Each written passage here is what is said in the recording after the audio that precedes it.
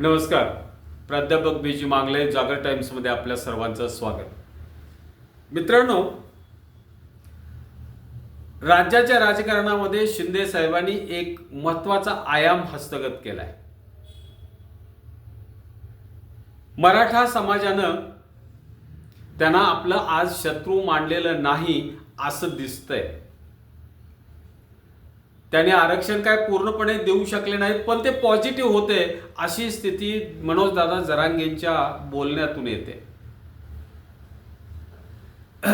आणि देवेंद्र फडणवीस साहेबांना मात्र मराठा समाज हा म्हणजे मराठा द्वेष्टे किंवा शत्रूच मानतो असं करायला हरकत नाही. आणि एकदा त्यांना सगळ्यांना नेस्तनाबूत करणार असं मनोजदादा जरांगेंची म्हणजे भीष्म प्रतिज्ञा आहे. आजच्या या विषयामध्ये मुख्यमंत्री एकनाथ शिंदे आणि देवेंद्र फडणवीस साहेबांनी एकनाथ शिंदेना भारतीय जनता पार्टीमध्ये ओढलं आणि ते कसे ओढले, काय झालं या संदर्भात आणि एक 5 ते 6 मुद्द्याला धरून आजची चर्चा आहे. पहिला आहे मराठा आरक्षण एकनाथ शिंदे, मराठा आरक्षण देवेंद्र फडणवीस. लोकसभा 2024चे निकाल. देवेंद्र फडणवीस साहेबांना काय फायदा झाला आणि एकनाथ शिंदे साहेबाला काय फायदा झाला. मुख्यमंत्री शिंदे हे फडणवीसांनी त्यांना टार्गेट म्हणून आज का निवडलंय हे बघायला. मनसे बरोबरचे एकनाथ शिंदे साहेबांचे संबंध, स्ट्राईक रेट जादा झाल्यामुळं लोकसभा 2024 मध्ये पुढचा मुद्दा होतो मी, स्ट्राईक रेट जादा झाल्यामुळं त्याचा काय फायदा झाला एकनाथ शिंदे साहेबांना. आणि मी शेवटचा मुद्दा घेतोय, विधानसभा जी आता चालू आहे याच्या तिकीट वाटपामध्ये देवेंद्र फडणवीस साहेबांनी एकनाथ शिंदे साहेबांच्यावर कुरघोडी केली. कानामागून आले आणि तिखट झाले अशी फडणवीस साहेबांना म्हणायची पाळी आली. मित्रो, आजच्या या व्हिडिओमध्ये या ज्या गोष्टींचा विचार आपण स्पष्टपणे चर्चा करणार आहोत किंवा ओहापोह करणार आहोत, या आपल्या शेवटपर्यंत ऐका, त्याच्यावर कमेंट द्या, लाईक शेअर सबस्क्राईब करा, विनंती आपल्याला. एकनाथ शिंदे साहेबांना शिवसेनेमधून फोडलं ते देवेंद्र फडणवीस साहेबांनी. पहिला त्यांचे पी.ए. जोशी म्हणून कोणतरी होते त्यांना, आणि नंतर मग त्यांच्या थ्रू त्यांच्यावरती दबाव आणला. अर्थात या सगळ्या गोष्टी माहिती होत्या काय घडेल काय नाही, कारण त्यांच्यावरती ज्ञात संपत्तीपेक्षा जास्त संपत्ती मिळवल्याचा आरोप हा ठेवलाच होता. त्यामुळं शिंदे साहेबांना आज ते काही जरी म्हणत असले तरी सुद्धा ते फडणवीस साहेबांच्या इच्छेला मान देऊन त्यांनी शिवसेना सोडली. बरोबर 40 माणसं घेऊन गेले, 13 खासदार घेऊन गेले आणि त्यांना असं काही म्हणजे शिवसेना त्यांनी रिकामीच केली. देवेंद्र फडणवीस साहेब प्रचंड खुश झाले, आनंद झाले. त्यांना वाटत होतं ज्या माणसामुळं मी मुख्यमंत्री होऊ शकलो नाही, ज्या माणसामुळं मी मुख्यमंत्री त्याला मी नेस्तनाबूत करून टाकलं, शिवसेना संपवून टाकली. खुश होते देवेंद्र फडणवीस साहेब काही दिवस. आणि देवेंद्र फडणवीस साहेबांना हे समजत नव्हतं की काळाच्या उदरामध्ये नेमकं काय लपलेलं आहे. त्यांना आज तात्कालिक विजय दिसत होता, पण देवेंद्र फडणवीस साहेबांना हे समजलं नाही की एकनाथ शिंदे साहेबांना आपण घेतल्यानंतर जरी त्यांचा पक्ष वेगळा आपण जरी केला असला तरी ते काळाच्या ओघामध्ये त्यांच्यापेक्षा सरस ठरलेत हे मान्य करावं लागेल. सुरुवातीच्या काळात आपल्याच हातात शिंदेचा रिमोट आहे अशा परिस्थितीमध्ये देवेंद्र फडणवीस साहेब वावरायचे. आपण त्यांची देहबोली बघितलेली आहे. एकदा तर त्यांनी त्यांच्या समोरचा माईक खेचून न सांगता किंवा काही न एकदम असा खेचला होता, सगळ्यांनी पाहिलं. किंवा ते एकदा बोलताना असं दिसले मोदींच्या सभेमध्ये, चला पुढे जाऊन बसा. म्हणजे आपण शिंदेना फोडलेला आहे आणि त्यांनी आपल्या हाताखाली काम करावं अशा पद्धतीची मानसिकता ही देवेंद्र फडणवीस साहेबांची होती. काळाच्या वखत काय ठरलं पहा. सगळ्यात महत्वाचा पहिला मुद्दा घेतोय मी, मराठा आरक्षण. मराठा आरक्षण ज्या वेळेला मागितलं त्यावेळेला देवेंद्र फडणवीस साहेब यांनी लगेच अशी प्रतिक्रिया दिली नाही, पण मुख्यमंत्री एकनाथ शिंदे साहेबांनी मात्र बऱ्याच अशा गोष्टी केल्या की ज्या मराठा आरक्षणाला पोषक होत्या. आपल्या मुख्यमंत्री पदाचा त्यांनी वापर केला. म्हणजे शिंदे साहेबांची नियुक्ती असेल, त्यांना काही दिवस वाढीव द्यायचे असेल, किंवा सुरुवातीच्या काळामध्ये कुणबी प्रमाणपत्र देण्यासाठी घेतलेली त्यांनी वाटचाल असेल, या सगळ्या गोष्टीमध्ये त्यांनी सहकार्य केलं. एवढंच काय, ज्या वेळेला मनोजदादा जरांगे पाटलांची पदयात्रा म्हणू आपण, की मुंबईच्या दिशेने गेली, एपीएमसी मार्केटमध्ये थांबले आणि त्या दिवशी 26 तारखेला 26 जानेवारी 24 संध्याकाळी एकनाथ शिंदे साहेबांची आणि एकनाथ शिंदे साहेब स्वतः आले. त्यांनी आपल्यावर येत असताना मराठा आरक्षणाची अधिसूचनाच काढून घेऊन आले. सगळा मराठा समाज महाराष्ट्रातला खुश झाला. आता आपल्याला ओबीसी प्रवर्गातून आरक्षण मिळणार. पण माशी शिकली.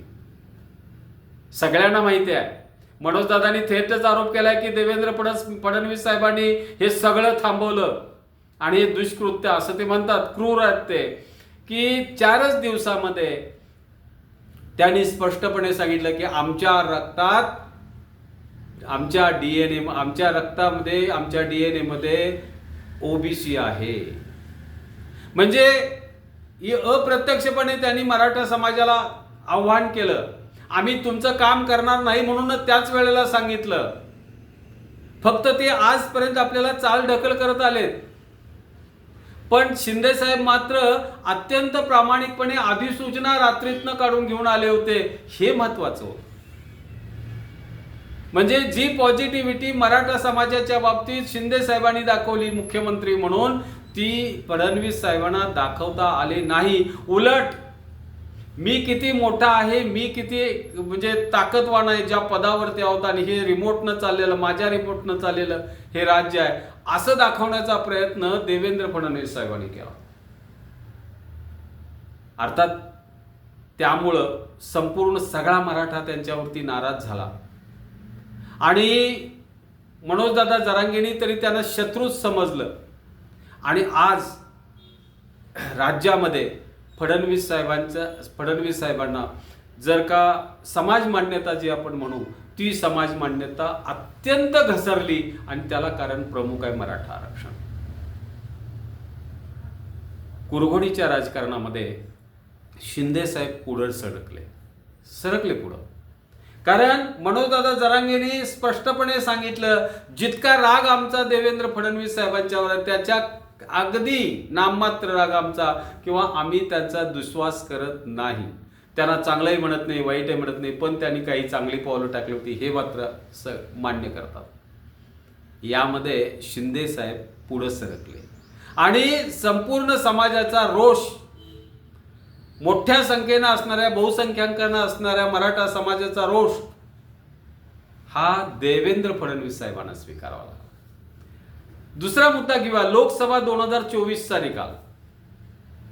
मित्रांनो, लोकसभा निवडणूक ही कर्तृत्वाची, नेत्याच्या कर्तृत्वाची निशाणी असते. 48 पैकी 45 जागा निवडून आणतो म्हणणाऱ्या देवेंद्र फडणवीस साहेबांचं कर्तृत्व इथं सिद्ध झालं. सगळी सत्ता एका बाजूला होती, 3 पक्ष यांच्या बाजूला होते. म्हणजे राष्ट्रवादी असेल किंवा काँग्रेस असेल, सगळी स्टालवर्ट मंडळी जी आहेत ना, ती देवेंद्र फडणवीस साहेबांच्या इशाऱ्यावर होती. असं असताना देखील फडणवीस साहेबांनी जास्तीत जास्त 9 खासदार निवडून आणू शकले. आणि ज्या एकनाथ शिंदे साहेबांना ते नावं ठेवत होते त्यांनी 7 खासदार निवडून आले. आणि हे सगळे खासदार म्हणजे बघा, तसे जर म्हणायला गेलात तर केंद्रामध्ये 3 प्रमुख विरोधी पक्ष नेते आहे. आपण जर का शिवसेना वेगळा पक्ष गृहीत धरून आपण जर का विचार केला तर चंद्राबाबू नायडू, नितीश कुमार आणि त्यानंतर एकनाथ शिंदे असं आपल्याला म्हणावं लागेल. आणि केंद्रामध्ये अप्रत्यक्षपणे नाही तर प्रत्यक्षपणे मोदींच्या शपथविधीसाठी किंवा मोदींना पंतप्रधान करण्यासाठी शिंदे कामयाबी आले असं आपल्याला म्हणावं लागेल अगदी. आणि त्या दृष्टीनं विचार करायचा तर सगळी यंत्रणा पायाशी लोळण घेत असताना फडणवीस साहेब मात्र त्यांच्या इगोइस्टिक स्वभावामुळं ते संपले असं मानावं लागेल. आणि याच वेळेला दुसरी एक गोष्ट सांगतो महत्वाची, शिंदे साहेब यांनी केंद्राशी आपले संबंध चांगले जुळवून घेतले. ते फार कमी बोलतात, मितभाषी आहे. अमित शहा आणि पंतप्रधान नरेंद्र मोदी यांचे त्यांचे संबंध फार चांगले जुळले. याच्या आधी प्रत्येक वेळेला ज्या वेळेला ते दिल्लीला जायचे त्यावेळेला जातेवेळी देवेंद्र फडणवीस साहेबांना घेऊन जायचे. पण आता मात्र ती परिस्थिती राहिली नाही. ते एकट्यानं दिल्लीला जाऊ लागले, अमित शहांच्या बरोबर डायलॉग करू लागले, त्यानंतर नरेंद्र मोदी साहेबांच्या बरोबर चर्चेत भाग घेऊ लागले. हा जो बदल होता म्हणजे देवेंद्र फडणवीस सह जे होतं ते गेलं आणि देवेंद्र फडणवीस शिवाय आपले संबंध त्यांनी प्रस्थापित केले. किती फरक पडला बघा. जो रिमोट कंट्रोल त्यांच्यावरती एक्झरसाइज करायचे फडणवीस साहेब, तो हळूहळू संपत आणला त्यांनी आपल्या कर्तृत्वात. ते फारसं बोलत नाही पण कृतीने मात्र त्यांनी सिद्ध केलं. दुसरी महत्वाची गोष्ट सांगतो म्हणजे आपला मुद्दा क्रमांक 3, मराठा आरक्षणामध्ये जी कडक भूमिका किंवा आम्ही मराठा आरक्षण देणार नाही, दिलं तर तुम्हाला मागितलेल्यापेक्षा म्हणजे मागतात एक आणि फडणवीस साहेब देतात एक, ही सगळ्यांना अनुभूती आलेली आहे किंवा मनाचा मोठेपणा त्यांच्या अंगी फारसा काहीही नाही. देवेंद्र फडणवीस साहेबांनी जी भूमिका मराठा आरक्षणासंदर्भात घेतली ती मराठ्यांना आवडली नाही, जरांगे दादांना आवडली नाही, त्यांना द्वेष्टे ठरवलं. पण त्याच वेळेला एकनाथ शिंदे साहेबांच्या बाबतीत मात्र सॉफ्ट कॉर्नर घेतला. अशीच परिस्थिती मनसे बरोबरची सुद्धा आहे.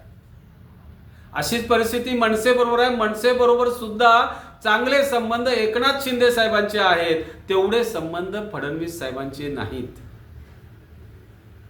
ज्या स्ट्राईक रेटनं केंद्राला मदत झाली, साहजिकच त्यांच्या गुडबुकमध्ये त्यांच्यामुळे आपल्याला 4 खासदार जादा मिळाले ही भूमिका आल्यामुळे शहा आणि मोदींच्या गुडबुकमध्ये जसे शिंदे साहेब गेले तसेच मनसेच्या राज ठाकरे साहेबांच्या गुडबुकमध्ये सुद्धा शिंदे साहेब गेले. आता काय करायचा हा मोठा प्रश्न. कसा आहे, मध्यंतरी तर त्यांनी कुरघोडीच्या राजकारणामध्ये म्हणजे एकनाथ शिंदेचं वाढतं प्रस्थ बघून देवेंद्र फडणवीस रेसलेस झाले. कारण एक वेळा मी पुन्हा येणार असं म्हणणारे, कोणत्याही परिस्थितीत महाराष्ट्राचा परत मुख्यमंत्री होण्याची इच्छा बाळगून असणारे फडणवीस साहेब शिंदे साहेबांच्या न बोलता केलेल्या कृतीनं हे कधीच नेस्तनाबूत झाले होते. त्याचा वचपातीने आता ह्याच्यात काढायचं ठरवलंय तिकीट वाटपामध्ये आणि त्यांच्या 5 जागा शिंदे साहेबांच्या त्यांनी आपल्याकडे घेऊन त्या कधीच जाहीर पण करून टाकल्या. देवेंद्र फडणवीस साहेबांनी त्यांना असं वाटत होतं की यांचे पंख कापून मी माझ्या ताब्यात घेतलेला आहे, पण आपल्या कृतीनं आपल्या वागण्यानं राजकारणानं फडणवीस साहेबांचे पंखच एकनाथ शिंदे साहेबांनी काढले.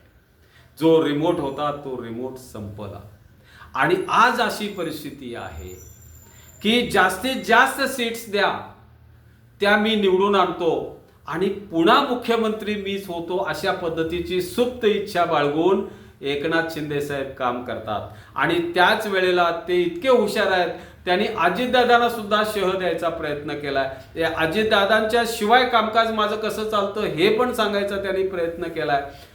म्हणजे हे आपण अनेक घटनेच्या बाबतीत बघितलेलं आहे. त्यामुळं शिंदे हे उद्या जरी शिवसेना त्यांनी स्वतंत्ररित्या चालवली असली तरीही भारतीय जनता पार्टीच्या वर्तुळामध्ये शिंदेचं वजन हे निश्चितपणे वाढलंय. अर्थात आता येणाऱ्या या विधानसभा निवडणुकीमध्ये नेमकं काय होतंय हे आपल्याला बघावं लागेल. पण भविष्य काळात म्हणजे शिंदेच्या राजकारणाचा कारण आपण ज्यावेळेला प्रत्येकाचं भविष्यकाळ बघायचा प्रयत्न करतो, अर्थात कोणताही विचार संपत नाही, कोणताही नेता असा लागलीच संपत नाही. मग ते अजितदादा असोत किंवा शिंदेसाहेब असतो, त्या मूळ पक्षापासून ही बाहेर पडलेली मंडळी आहेत. आणि पक्षांतरबंदी कायद्याचा आपण असं म्हणू, बरेच वकील म्हणतात गैरवापर करून ह्या दोघांना हे सत्ता दिलेली आहे फडणवीस साहेबांनी. पण यातून काय साध्य झालं असेल तर मुख्यमंत्री पदासाठी, पुढच्या मुख्यमंत्री पदासाठी खरा दावेदार हा शिंदे साहेब ठरेल, अशी आजची परिस्थिती निर्माण झाली. शिंदे आणि फडणवीसांच्यामध्ये कुरघोडीचं राजकारण आहे. आणि या कुरघोडीच्या राजकारणाचा फटका माझ्या मते भारतीय जनता पार्टीला बसेल. कारण भारतीय जनता अनेक जण असं म्हणतात, खाजगीमध्ये गुपचूप बोलताना म्हणतात की अप्रत्यक्षपणे म्हणजे आपल्याच केवळ जागेवरती, आपल्याच जागांच्या वरती एकनाथ शिंदे साहेब कॉन्सन्ट्रेशन करतात आणि आपल्या जागा कशा निवडून जास्तीत जास्त आणता येतील आणि भाजपच्या जागांच्याकडे ते दुर्लक्ष करतात. साहजिक आहे असं आपण म्हणूया.